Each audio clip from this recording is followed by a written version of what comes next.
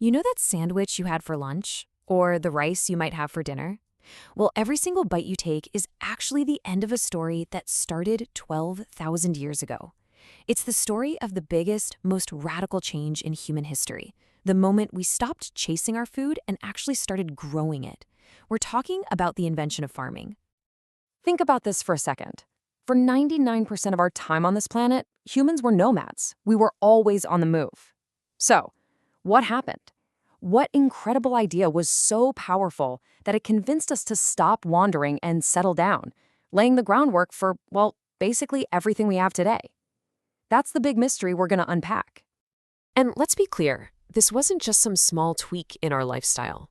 Oh no, this was a full-blown revolution, a change that completely rewired how we eat, how we live, and when you get right down to it, who we are as a species. It's kind of wild to imagine, but for most of human history, we were expert hunter-gatherers. The whole world was your supermarket. You didn't plant crops, you didn't raise animals for food. You just followed the food that nature gave you. So how did this massive shift even start? Well, probably not with some big dramatic moment, but with a simple observation. People, men, women, kids, they must have seen seeds drop to the ground and then later new plants sprouting up. And eventually a little light bulb would have gone off. Hey, what if we didn't just leave this to chance? What if we helped? Just by protecting those little plants from birds and animals, they took that very first tiny step toward becoming the world's first farmers. But this revolution wasn't just about plants, you see. It also totally changed our relationship with animals. And the key to the whole thing was one incredibly powerful process. And that big idea is called domestication. This is the moment when humans stopped just taking what nature offered and started actively shaping it to our own needs. We basically became a force of evolution ourselves, picking and choosing the traits we liked in plants and animals and breeding them over generations to make them more useful for us. And the results? They were absolutely dramatic. Wild animals, they had big teeth and horns for defense. Wild wheat had these flimsy stalks that would shatter easily so they could spread their seeds. But through domestication, we selected for calmer animals. We picked plants with huge, juicy grains on stalks that were strong enough to hold on for an easy harvest. We were literally re-engineering nature. And who was our first partner in this huge experiment? Well, long before we had sheep or cows, it was the wild ancestor of the dog. People probably just started leaving food scraps for the less aggressive wolves, and from there, a partnership was born. Our oldest animal friendship was also our first step into the world of herding. Pretty cool, right? So, getting food this new way kicked off a massive chain reaction. It didn't just change our diet, it forced us to invent a completely new way of living from the ground up. I mean, just think about it. The second you plant a seed in the ground, your whole life changes. You can't just pack up and leave anymore. You've got to stick around to water it, weed it, and protect it from hungry animals. For the first time in human history, we had a really good reason to stop moving and put down some roots. That simple act anchored us to one spot on the map. And staying put created all these new problems, which led to some brilliant innovations. Okay, so you have a great harvest. Awesome. But now what? Where do you store all that extra grain? Well, people started making huge clay pots, weaving baskets, and even digging pits in the ground for storage. And animals? They became a walking, living pantry, a store of food that gave you milk and meat whenever you needed it. This new life demanded a whole new toolkit. We call this era the Neolithic, or the New Stone Age, and it saw the invention of awesome polished stone tools, perfect for clearing land. They also developed mortars and pestles, tools we still use in the kitchen today for grinding up all that grain. And as new plants like cotton were grown, people even figured out how to weave cloth. And of course, if you're going to stay in one place, you need a proper home. Archaeologists have found the remains of the very first permanent houses from this time.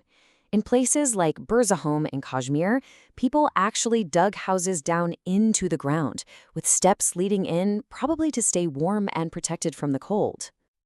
So this all sounds like a pretty cool story, but how on earth do we actually know any of this really happened?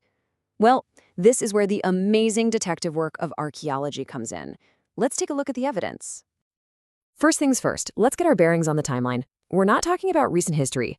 This whole process of domestication kicked off around 12,000 years ago, and that date is super important because it happened right as the last ice age was ending.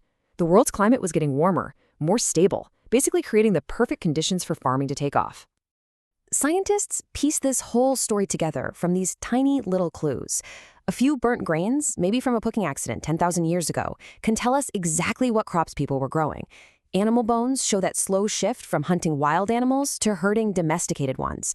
And finding pottery in the foundations of houses, that's the smoking gun that proves people were staying put and storing food.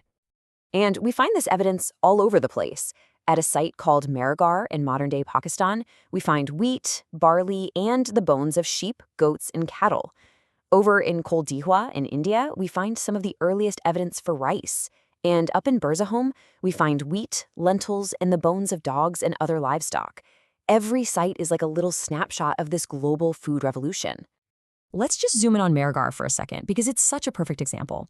It's one of the earliest villages we know of, and when archaeologists dig down through the layers of time, it's like reading a history book.